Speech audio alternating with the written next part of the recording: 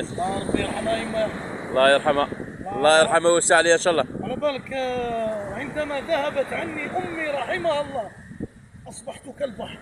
شوف الحروري لابو بعاض وليت هكذاك، ولا الشيء حنين ابو جابر وليت وحدي. يعني من هذا المنبر اي انسان عنده يماه لا زالت على قيد الحياه فليتق الله عز وجل. اياك ثم اياك ثم اياك. قال النبي صلى الله عليه وسلم: امك ثم امك ثم امك ثم ابوك. احذر من هذه الامور. وقال ابن عباس رضي الله عنه: والله لا اعلم عملا احب الى الله من بر الوالده.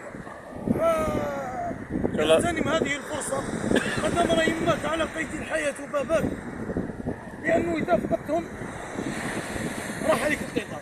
وان شاء الله الفيديو يوصل لهؤلاء الناس ان شاء الله وربي يرحمها ان شاء الله.